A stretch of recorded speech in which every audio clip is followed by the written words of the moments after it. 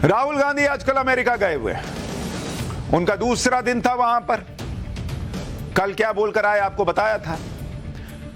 अब कह रहे हैं कि भारत में मुसलमान डरे हुए और भारत में मुस्लिम के साथ आज वही हो रहा है जो कभी दलितों के साथ होता था। ये एग्जैक्टली वही नैरेटिव है जिसके नाम पर दुष्प्रचार करके भारत को बदनाम किया जाता है। अमेरिका में राहुल गांधी ऐसी बातें कर रहे हैं तो देश में बैठे लोग भी क्या करेंगे, छोड़ेंगे थोड़े ही।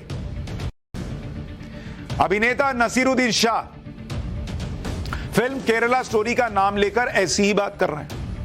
वो तो केरला स्टोरी के हिट होने से ऐसा चिढ़ गए कि फिल्म की कामयाबी को वो डेंजरस ट्रेंड बता रहे हैं और कह रहे हैं कि भारत में मुसलमानों से नफरत करना फैशन बन गया है। भारत हिटलर की जर्मनी बनने की तरफ चल रहा है। लेकिन भारत में मुसलमानों को खतरे में बताने वाले इन सभी लोगों को आस पड़ोस का माहौल नहीं दिखता। चीन से आई तस्वीर सबसे पहले आपको दिखाना चाहता हूं, फिर आऊंगा जरा इनके नैरेटिव पे। यह चीन के यूनान प्रांत की आपको तस्वीर दिखा रहा हूं, जहां पर चीन की सरकार ने 14वीं सदी की ऐतिहासिक मस्जिद के अवैध हिस्से को गिराने का आदेश दिया तो बड़ी संख्या में वहां के मुसलमान मस्जिद के सामने इकट्ठा हो गए। इनकी पुलिस वालों के साथ तीखी झड़प हुई, जिसके बाद पुलिस ने सख्ती दिखाते हुए सैकड़ों लोगों को गिरफ्तार किया, जबकि कई लोग लापता बताए जा रहे हैं। मुसलमानों के विरोध को देखते हुए मस्जिद के बाहर 1000 से ज्यादा पुलिसकर्मी तैनात कर दिए गए। इसके साथ पुलिस ने मस्जिद ढहाने का विरोध करने वालों के लिए चेतावनी जारी की और चेतावनी में पुलिस क्या बोल रही है कि मुस्लिम प्रदर्शनकारियों को 6 जून तक सरेंडर करने का अल्टीमेटम दे रही है कि सरेंडर करो, प्रदर्शन मत करो। 6 जून से पहले सरेंडर करने वालों के साथ नरमी बरतने की बात कही गई है। इसके बाद मस्जिद के अवैध ढांचे को गिराने से रोकने वालों के खिलाफ कड़ी कार्रवाई की जाएगी। यहां हिंदुस्तान में 100 करोड़ हिंदुओं के रहते हुए बाबरी मस्जिद रामलला का जन्मस्थल है। यह कानूनी लड़ाई लड़के बरसों के इंतजार के बाद फैसला आता है और कहा जाता है यहां मुसलमान डराए जा रहे हैं और वहां जिसका मन करता है धाए से धड़ से मस्जिद गिराने पर आ जाता है। प्रदर्शन करने वालों को कहता है कि लिमिट नहीं तो अंदर डाल देंगे, सरेंडर करो। ये नहीं दिखता इन लोगों को। पाठशाला में हम आपको चीन के उइगर मुसलमानों पर हो रहे अत्याचार के बारे में कई बार बता चुके हैं कि कैसे वहां के शिनजियांग इलाके में उइगर मुसलमानों पर लंबी दाढ़ी रखने पर बैन है। महिलाएं नकाब या हिजाब नहीं पहन सकती। लेकिन इस बार चीन में निशाने पर हैं उई मुसलमान, उइगर नहीं, उई मुसलमान। जिस मस्जिद को गिराने का आदेश हुआ है वो उई मुसलमानों की मस्जिद है। उइगर मुसलमानों के बाद चीन सरकार के निशाने पर आए ये उई मुसलमान कौन है, इसके बारे में पहले समझिए। 7वीं और 13वीं शताब्दी के बीच ईरान और मध्य एशिया के देशों से उई मुसलमान चीन आए थे, जिनमें ज्यादातर सुन्नी मुसलमान हैं। चीन में उई मुसलमानों की कुल संख्या करीब 1 करोड़ है, जिनमें 7 लाख उई मुसलमान यूनान प्रांत में रहते हैं। अब बताता हूं मुसलमानों की इस मस्जिद को चीन की सरकार ने गिराने का आदेश दिया क्यों और इसकी पूरी कहानी क्या है, फिर इंडिया पर आऊंगा। चीन के यूनान प्रांत में इस मस्जिद का निर्माण साल 1370 में हुआ था।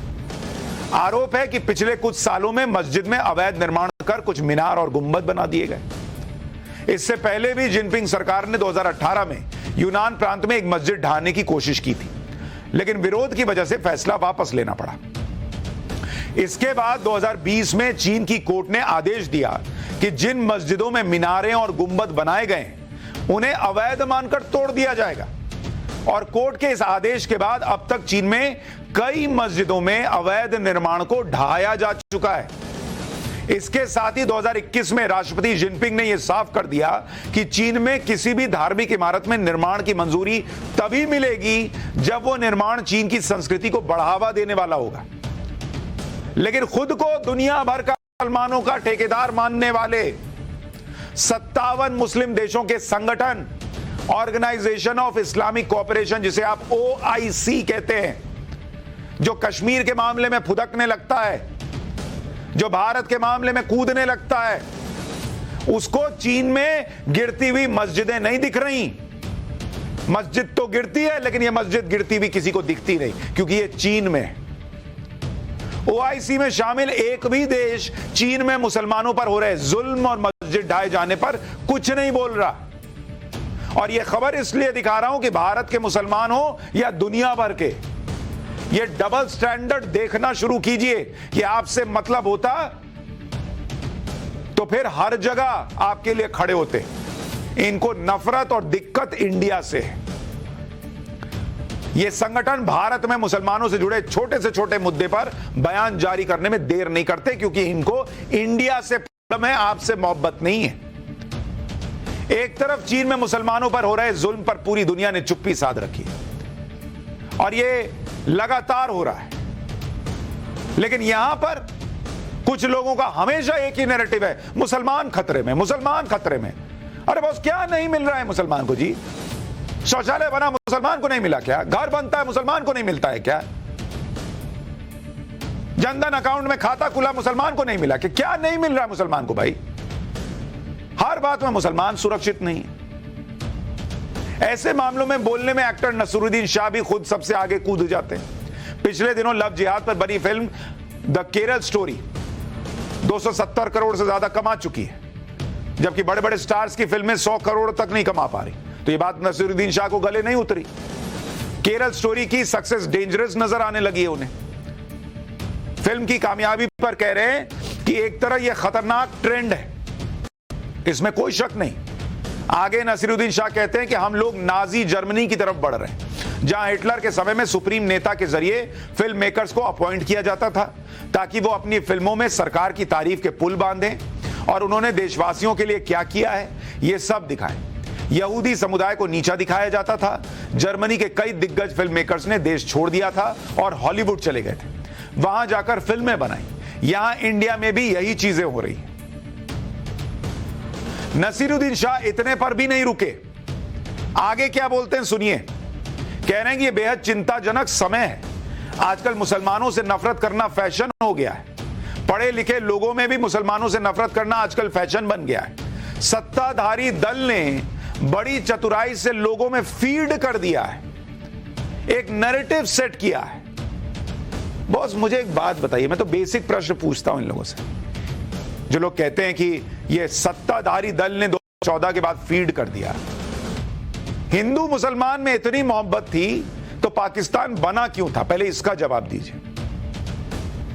हिंदू मुसलमान में इतनी मोहब्बत थी तो इस देश में 2014 के पहले हिंदू मुसलमान के दंगे क्यों हुए थे? लेकिन नरेंद्र मोदी के नफरत के नाम पर ये लोग हर चीज 2014 के बाद पैदा करते हैं। क्यों? उसके पहले तो कुछ था ही नहीं। आगे नसीरुद्दीन शाह कहते हैं, धर्मनिरपेक्ष होने और लोकतंत्र की बात करते हैं, आप हर चीज में धर्म का परिचय क्यों दे रहे हैं? नसीरुद्दीन शाह ने तो यह भी कहा कि वो फिल्म द केरल स्टोरी को देखने का कोई इरादा नहीं रखते, मतलब फिल्म देखी भी नहीं है। हालांकि अगर नसीरुद्दीन शाह इस फिल्म को एक बार देख लेते तो शायद उन्हें भी सच्चाई जानने का मौका मिल जाता, क्योंकि इस फिल्म के आने के बाद लोगों ने केरल की उन लड़कियों की कहानी देखी जिसमें कुछ लड़के बिना अपने धर्म की जानकारी दिए हिंदू लड़कियों को अपने जाल में फंसाते हैं, शादी करते हैं और फिर आईएस जैसे आतंकी संगठन के लिए उनका इस्तेमाल करते हैं। लेकिन शायद नसीरुद्दीन शाह ये सच जानना ही नहीं चाहते, या फिर जानते हुए अनदेखा करना चाहते हैं कि कैसे दिल्ली में साहिल खान ने हाथ में कलावा बांधकर, गले में रुद्राक्ष की माला पहनकर 16 साल की हिंदू लड़की साक्षी को अपने जाल में फंसाया और फिर बेरहमी से उसकी हत्या कर दी। ऐसी एक घटना रांची में हुई, जहां एक मॉडल ने आरोप लगाया कि तनवीर नाम के शख्स ने अपना नाम यश बताकर उसके साथ यौन शोषण किया, और द केरल स्टोरी देखने के बाद मॉडल ने तनवीर के खिलाफ एफआईआर दर्ज कराई। राजस्थान के उदयपुर में भी कोर्ट में पेशी के दौरान भीड़ ने लव जिहाद के आरोपी आसिफ की पिटाई कर दी। आसिफ पर आरोप है कि उसने अपनी दोस्त पर धर्म परिवर्तन के लिए दबाव बनाया। इन सभी मामलों की पुलिस जांच कर रही है। क्या ये सारे मामले नसीरुद्दीन शाह के लिए हवा हवाई है? क्या केरल की कोई बेटी हो, दिल्ली की कोई बेटी हो, राजस्थान की कोई बेटी हो, उसका दर्द आपको इसलिए नहीं समझ में आता क्योंकि वो आपके घर की बेटी नहीं है, क्योंकि वो हिंदू बेटी है? धर्म आप देखते हैं, जिस दिन दर्द देखना शुरू कीजिएगा उस दिन आपको अपराधी अपराधी नजर आना शुरू होगा। पाठशाला में अब भारत के राफेल की उड़ान का चैप्टर। क्या चीन की अकड़ को कम करने के लिए मोदी ने राफेल से चीन पर हमले की तैयारी शुरू कर दी है? क्या अब मोदी का इंडिया चीन को घर में घुसकर ठोकने वाला है? बड़ा इंपॉर्टेंट चैप्टर है, देखिए।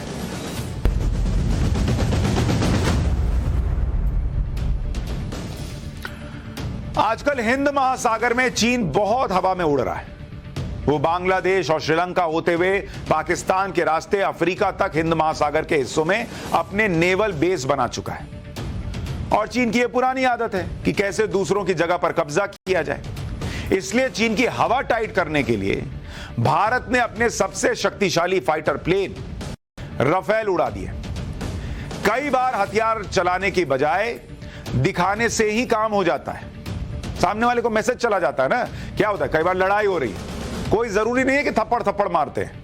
कई बार लोग ऐसे बस ऐसे यहां पे बंदूक रखी रहती है, उसको ऐसे से ठीक कर लेते हैं। उतने में सामने वाले को समझ में आ जाता है कि भाई ये ठोक न दे। इंडिया वही कर रहा है। हिंद महासागर में जहां चीन बहुत फुदक रहा था, भारत के राफेल को देखकर चीन को समझ आ गया कि वो अब कोई गड़बड़ करेगा तो भारत का राफेल चीन का गर्दा उड़ा देगा। वैसे भी चीन जानता है कि उसका सबसे advance fighter plane J-20 Rafale के सामने कुछ नहीं है भाई, खत्म मामला है। अगर चीन को सबक सिखाने की स्थिति आ गई तो चीन का J-20 जब तक रनवे पर पहुंचेगा तब तक राफेल बम गिराकर गायब हो जाएगा। तुम देखते ही रह जाओगे।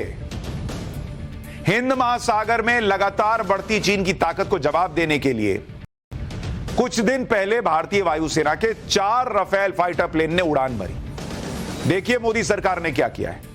4 राफेल उड़कर पहुंच गए हिंद महासागर। यह उड़ान पश्चिम बंगाल के हाशीमारा एयरबेस से शुरू हुई, जो हिंद महासागर के आसपास 6 घंटे चली है भाई। और ये 6 घंटे फाइटर जेट उड़ाना, इसके बारे में अभी आपको बताऊंगा तो आप हैरान रह जाएंगे कि इंडियन पायलट्स सलाम ठोकेंगे आप कि चीन को समझाने के लिए कि औकात में रहो, ये लोग क्या ही करके आए हैं। किसी फाइटर प्लेन का 6 घंटे की उड़ान का मतलब है उसकी ताकत को सभी लेवल पर चेक करना। यानी किसी मिशन में अगर राफेल को भेजा जाए तो वो किस तरह काम करेगा ये देख लिया गया है। हिंद महासागर में राफेल की ये कोई सामान्य उड़ान नहीं थी कि भाई वो गया और उड़कर चला आया।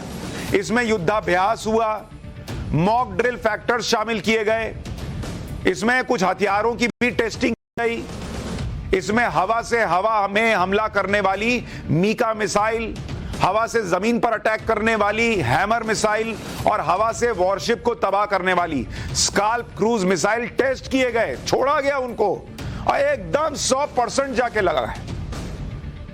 इस उड़ान के दौरान राफेल के दूसरे एडवांस्ड वेपनरी सिस्टम जैसे हाईटेक सेंसर्स, सुपीरियर रडार को भी चेक किया गया। इतना ही नहीं, इसके बीच में कुछ लड़ाकू विमान भी आए जिससे राफेल बचते बचाते जो है वो निकला है। वो अपने ही लड़ाकू विमान थे, लेकिन माहौल अगर लड़ाई का रहेगा तो राफेल को कैसे परफॉर्म करना है उस तरह के माहौल में प्रैक्टिस हुई है भाई। यानी दुश्मन के हमले के दौरान राफेल खुद को किस तरह बचाएगा, ये सारे फीचर्स चेक किए गए। 6 घंटे की उड़ान के टारगेट को पूरा करने के बाद चारों राफेल अपने बेस स्टेशन पर वापस लौट आए। लेकिन जब ये वापस लौटे तब तक चीन की नींद उड़ चुकी थी, क्योंकि 6 घंटे फाइटर प्लेन उड़ाना, राफेल जैसा फाइटर प्लेन उड़ाना, यह अपने आप में बहुत बड़ी बात है।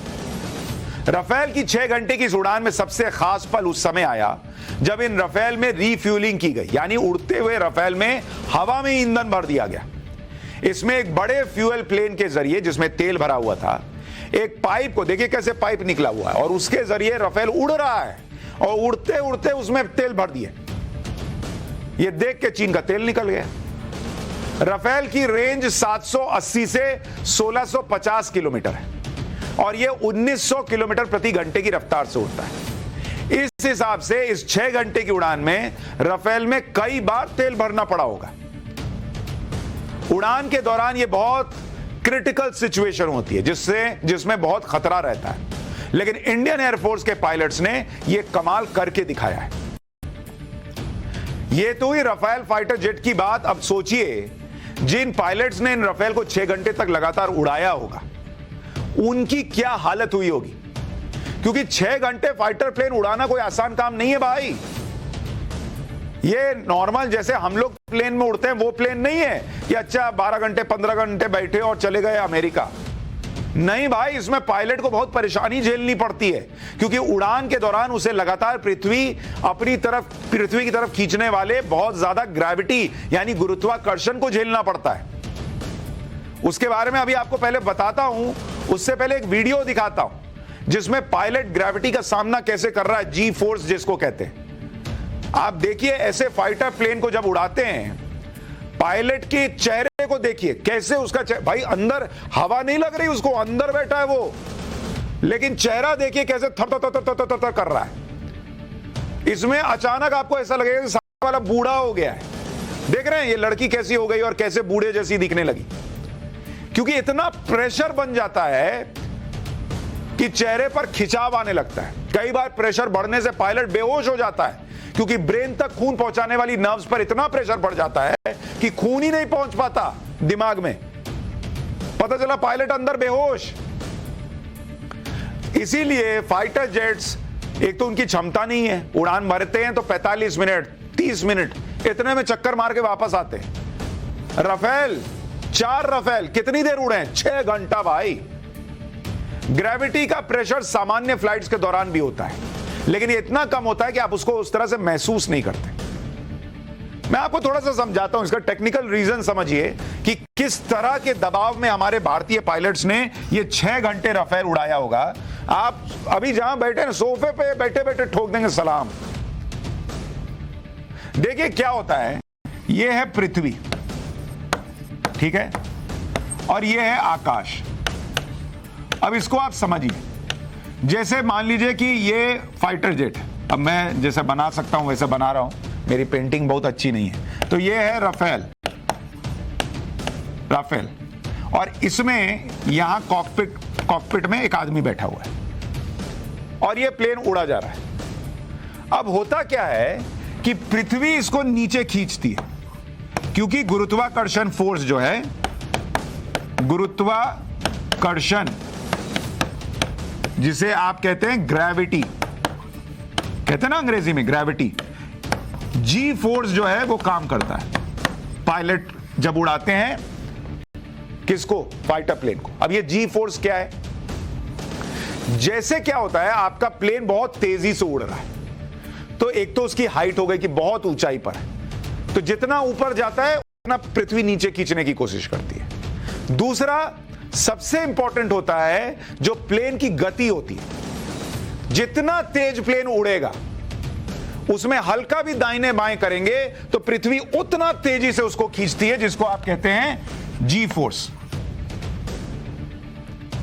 इसलिए जो सामान्य प्लेन है जिसमें आप उड़ते हैं, हम उड़ते हैं, उसकी स्पीड क्या होती है, उसकी स्पीड जो होती है वो होती है 700 किलोमीटर, 700 से 1000 किलोमीटर पर आवर। राफेल की स्पीड कितनी है, राफेल की स्पीड है 1900 किलोमीटर प्रति घंटा। मतलब अगर 700 आप एवरेज मानिए तो करीब 2.5-3 गुना ज्यादा है सामान्य प्लेन से। सामान्य प्लेन कितनी हाइट पर उड़ता है, ये उड़ता है, इसकी हाइट जो जाती है वो 25 से 30,000 फीट पर आप देखते हैं कि उड़ता है। पायलट आपको नहीं बोलता है कि इस वक्त हमारा विमान 30,000 फीट की ऊंचाई पर उड़ रहा है।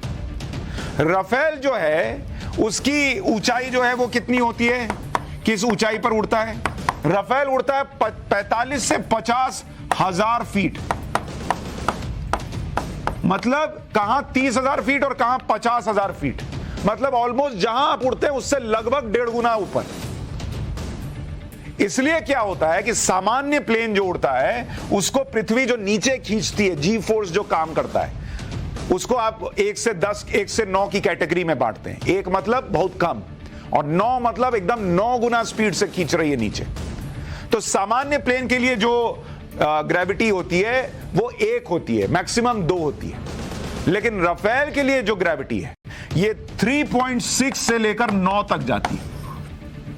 इस 9 का मतलब आप समझ रहे हैं, 9 का मतलब है कि जब आप राफेल में बैठकर प्लेन उड़ा रहे हैं तो अगर आपका वजन मान लीजिए 100 किलो है, उदाहरण कह रहा हूं, 100 किलो वाला कहां ही पायलट बनता है, वो तो फिट रहता है, लेकिन मान लीजिए आपका वजन 100 किलो है, तो फाइटर प्लेन राफेल जब उड़ाएंगे तो आपको महसूस होगा कि आपका वजन 900 किलो है। 9 गुना, मतलब ये 3 देख रहे ना एरो, ऐसा 9 एरो बना दीजिए, उतना तेजी से, उतना ताकत से पृथ्वी नीचे खींचती है, उतना ताकत से।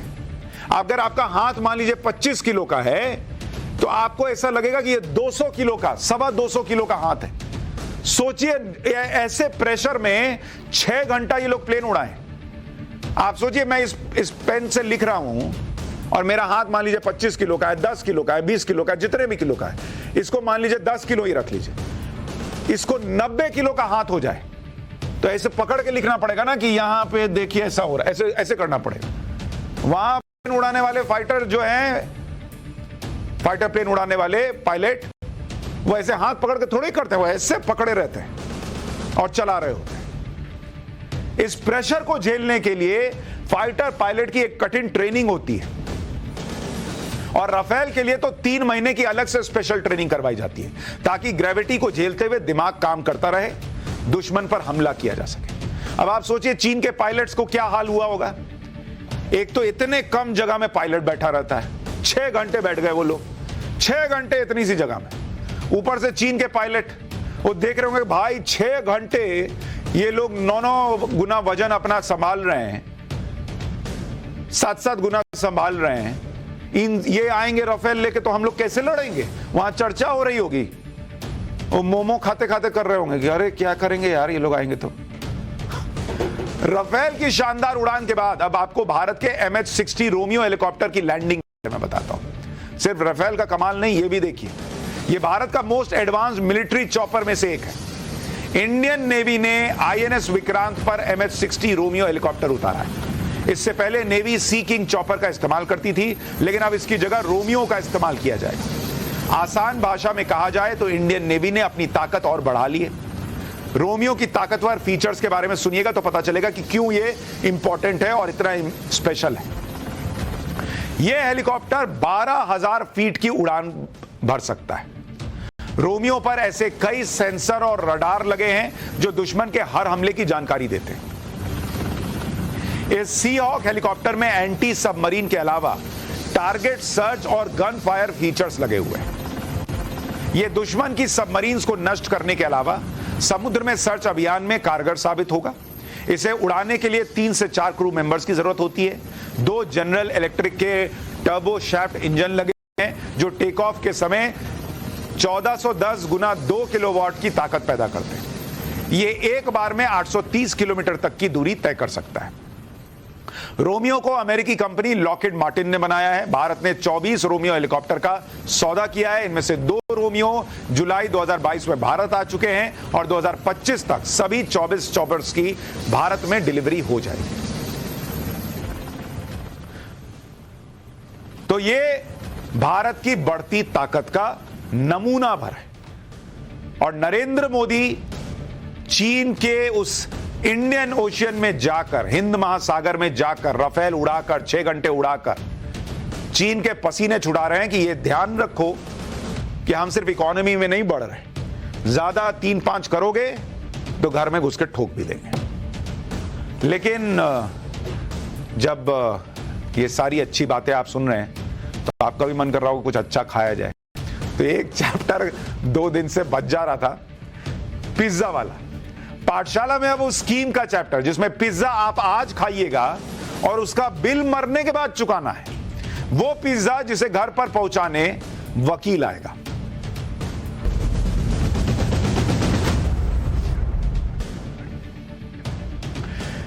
कस्टमर को अपनी तरफ खींचने के लिए कंपनियां तमाम तरह के ऑफर देती हैं।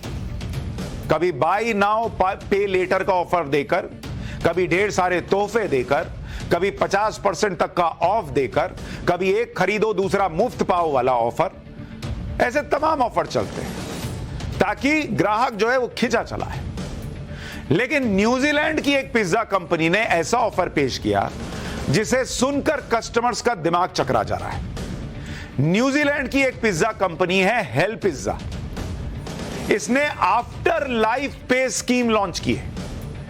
यानी इस स्कीम के तहत कस्टमर जब चाहे पिज्जा खा सकता है, उसका पूरा मजा ले सकता है। पैसा हो पास में, पैसा ना हो पास में, उसको चिंता ही नहीं करनी। वो जिंदगी भर मुफ्त में पिज्जा खा सकता है। जितना पिज्जा खाएगा उसका बिल उसे देना ही नहीं है।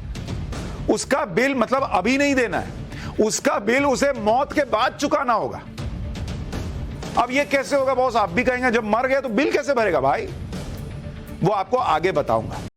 पहले बताता हूं इस स्कीम का फायदा कितने लोगों को मिलेगा। कंपनी के मुताबिक शुरुआत में सिर्फ 666 लोग आफ्टर लाइफ पे स्कीम का फायदा उठा सकते हैं। मतलब ऐसे 666 लोग होंगे जो जिंदगी भर पिज्जा खा सकते हैं, लेकिन पैसा मरने के बाद चुकाना है। इसके लिए कंपनी और ग्राहक के बीच में एक कानूनी एग्रीमेंट साइन किया जाएगा। स्कीम के लिए चुने जाने वाले कस्टमर्स की लिस्ट 17 जून को जारी होगी। स्कीम में चुने गए कस्टमर्स को एक यूनिक कोड मिल जाएगा, जिसकी मदद से ये कस्टमर जिंदगी भर पिज्जा खा पाएंगे और इसका बिल उनकी वसीयत में जुड़ जाएगा। मतलब आपको पैसा नहीं देना, आपको कोड देना है। ये देखो, ये मेरा कोड है और मुझे पिज्जा दे दो, पैसा देना ही नहीं है। अब कहानी पूरी क्या है ये समझिए। न्यूजीलैंड की हेल पिज्जा कंपनी ने आफ्टर लाइफ पे स्कीम से जुड़ा एक वीडियो भी अपने यूट्यूब चैनल पर जारी किया है। इस वीडियो में पिज्जा की डिलीवरी के वक्त सेल्समैन के साथ कंपनी का एक वकील भी कस्टमर के घर पहुंच रहा है। इस दौरान कस्टमर्स को पिज्जा कंपनी के ऑफर के बारे में जानकारी दी जा रही है। उन्हें समझाया जा रहा है कि किस तरह वो अपने पिज्जा का बिल अपनी मौत के बाद चुका सकते हैं। इसके लिए कस्टमर से एक एग्रीमेंट पर दस्तखत करवाए जा रहे हैं। इस स्कीम का फायदा उठाने के लिए पिज्जा कंपनी की ऑफिशियल वेबसाइट पर रजिस्टर किया जा सकता है।